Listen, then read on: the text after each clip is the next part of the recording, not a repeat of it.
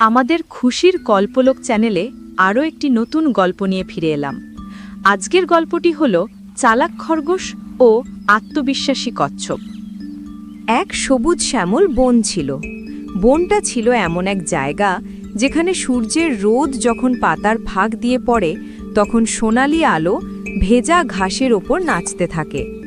এখানে বাস করত নানা ধরনের প্রাণী, হরিণ, বাঁদর, শিয়াল, ময়ূর এবং তাদের মধ্যে সবচেয়ে শান্ত ও আত্মবিশ্বাসী ছিল একটি ছোট্ট কচ্ছপ, যার নাম ছিল চিকু।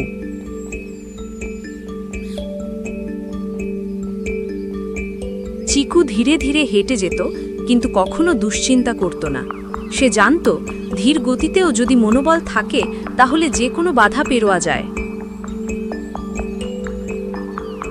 অন্যদিকে ছিল এক চঞ্চল খরগোশ রামু, যার গতি ছিল বন জুড়ে বিখ্যাত। সে দৌড়ে বাঘও হার মানাবে, এটাই সে মনে করত।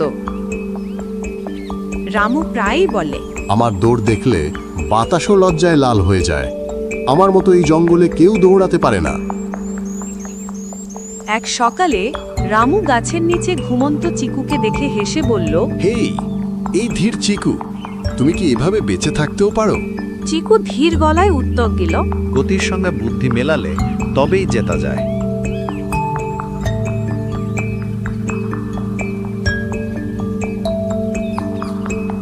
রামুর মনে গর্বে আগুন জ্বলে উঠল।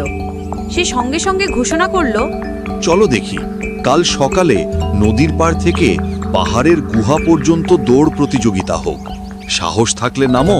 ছোট্ট চিকু হেসে উত্তর দিল, হ্যাঁ হ্যাঁ, দেখা যাক কে বেশি বুদ্ধিমান। আমি তোমার কথাই রাজি। বনের সব প্রাণী উত্তেজিত হয়ে উঠল।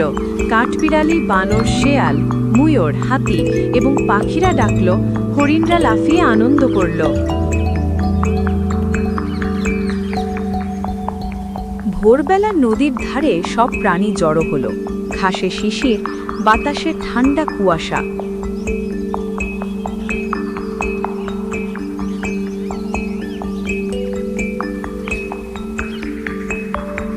কাঠবিড়ালি ঘোষণা করল, 1, 2, 3, শুরু। রামু দৌড় দিল এমন যেন সে বাতাসের সাথে মিশে যাচ্ছে। চিকু ধীর গতিতে এগোতে লাগলো, পা পাতলা হলেও দৃঢ়।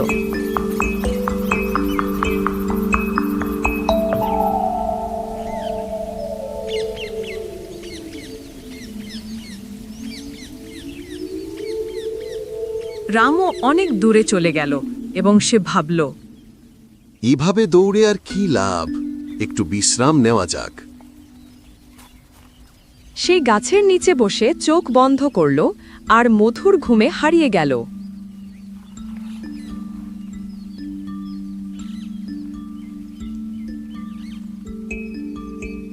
চিকু থামে না, হালকা হেঁটে ঠিকমতো চলল। সে ভাবল, ধৈর্য ধরে থাকলে যে কেউ জিততে পারে। সূর্য উঠে গেল, চিকু পৌঁছল পাহাড়ের নিচে। বনের সব প্রাণী উত্তেজনায় হাততালি দিতে লাগল। চিকু এসে গেছে, চিকু এসে গেছে। চিকু ধীরে ধীরে গুহার কাছে গিয়ে হাত রাখল। পুরো বন উল্লাসে ফেটে পড়ল। হঠাৎ রামুর ঘুম ভেঙে গেল। সে ছুটল বিদ্যুতের গতিতে, কিন্তু দেরি হয়ে গিয়েছে।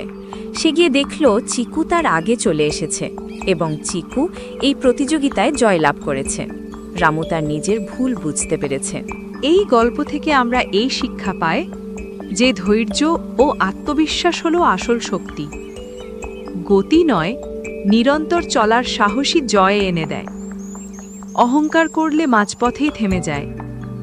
এইভাবে এই গল্পের পরিসমাপ্তি ঘটে। এই রকম আরও নতুন নতুন গল্প পেতে আমাদের খুশির গল্পলোক চ্যানেলটি লাইক ও সাবস্ক্রাইব করুন। সকলে ভালো থাকুন, সুস্থ থাকুন, আনন্দে থাকুন। আবার ফিরে আসব নতুন গল্প নিয়ে।